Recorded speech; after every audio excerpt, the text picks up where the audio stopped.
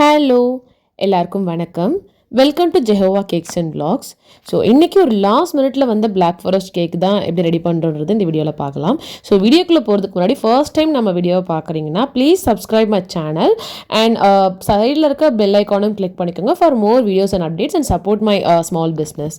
So நம்ம வந்து இந்த கேக் ஆர்டர் அன்றைக்கி எனக்கு இன்னொரு 2 கேக் ஆர்டர் இருந்தனால பட் இதோட ரெகுலர் கிளைண்ட் கொடுத்துருந்தாங்க.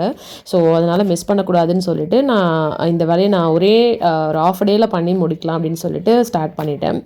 ஸோ ஃபர்ஸ்ட் நான் வந்து கேக் ஸ்பாஞ்ச் வந்து ரெடி பண்ணிகிட்ருக்கேன். ஸோ மோஸ்ட்லி ஹோம் பேக்கர்ஸ் கிட்ட ஏன் கொஞ்சம் 1 டே முன்னாடியாவது ஆர்டர் பண்ணுங்க அப்படின்னு சொல்கிறாங்கன்னா, எதுவுமே நம்ம ரெடிமேடாக வச்சுருக்கவே மாட்டோம். ஆல்ரெடி ரெடி பண்ண கேக்கோ கேக் ஸ்பாஞ்சோ எதுவுமே இருக்காது.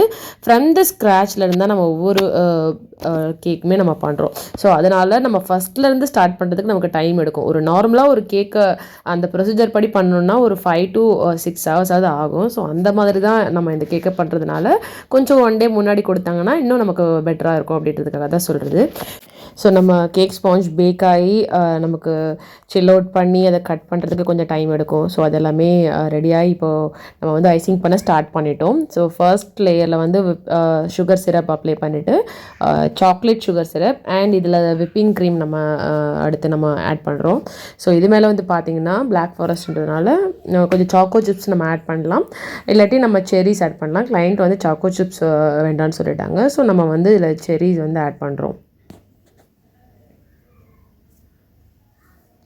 ஸோ இந்த மாதிரி ஒவ்வொரு லேயருமே நம்ம க்ரம் கோட் பண்ணிடலாம். நான் என்ன தான் urgent order last minute order வந்தாலும் நான் க்ரம் கோட் பண்ணி அது உடனே நான் வந்து மெயின் கோட் பண்ண மாட்டேன். எனக்கு அது ஒரு 30 minutes ஆகுது மினிமம். மேக்ஸிமம் நான் அதுக்கு மேலே வைப்பேன். பட் டைம் இல்லைனா மினிமம் ஒரு 30 to 40 minutes ஆகுது நான் வந்து க்ரம் கோட் பண்ணி ஃப்ரிட்ஜில் செட் பண்ணி எடுத்துகிட்டு தான் பண்ணுவேன். ஸோ அதுதான் ஆக்சுவலி கேக் பண்ணுறதுக்கான கரெக்டான ப்ரொசீஜர். ஸோ நான் என்னதான் ஆனாலும் இதுபடி தான் போவேன் அப்படின்னு சொல்லிட்டு நான் அந்த மாதிரி தான் பண்ணிகிட்ருக்கேன். ஸோ இப்போ நம்ம வந்து க்ரம் கோட் பண்ணி ஃப்ரிட்ஜில் செட் பண்ணி எடுத்துகிட்டு இதை மெயின் கோட் பண்ணி நம்ம ஃபினிஷிங் பண்ணிடலாம் அப்படின்னு சொல்லிட்டு இப்போ க்ரம் கோட் பண்ணிட்டேன். கொஞ்சம் ஃப்ரிட்ஜில் செட் பண்ணி எடுத்துகிட்டு ஸோ இப்போ மெயின் கோட் பண்ண ஸ்டார்ட் பண்ணிட்டேன். ஸோ இதில் வந்து எந்த கலர் அவங்க ரெஃபரன்ஸ் எதுவும் கொடுக்காதனால ஸோ அவங்க வந்து நார்மல் பிளாக் ஃபாரஸ்ட் கேக் எப்படி இருக்குமோ நீங்கள் அந்த மாதிரியே பண்ணி கொடுத்துருங்க அப்படின்னு சொல்லியிருந்தாங்க. ஸோ அதனால் நம்ம கொஞ்சம் இந்த க்ரியேட்டிவ் ஒர்க்கு இதில் பண்ண வேண்டியது இல்லைன்றதுனால நமக்கு கொஞ்சம் ஈஸியாகவே இருந்தது.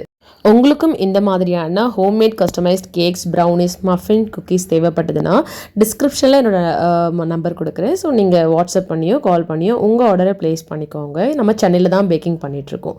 ஸோ நம்ம வந்து ரோஸ் நாசில் வச்சு இந்த டிசைன் போட்டுட்டு சுற்றி வந்து பார்த்திங்கன்னா டார்க் சாக்லேட்டை துருவி சேர்த்துட்டோம்.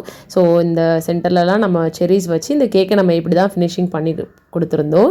ஸோ நம்ம ரெகுலர் கிளைண்ட்ஸ் அவங்களுக்கு ரொம்ப பிடிச்சிருந்தது கேக் அப்படின்னு சொல்லிட்டு நமக்கு ஹாப்பியாக ரிவ்யூ ஷேர் பண்ணியிருந்தாங்க. நெக்ஸ்ட் வீடியோவில் பார்க்கலாம். தேங்க்யூ.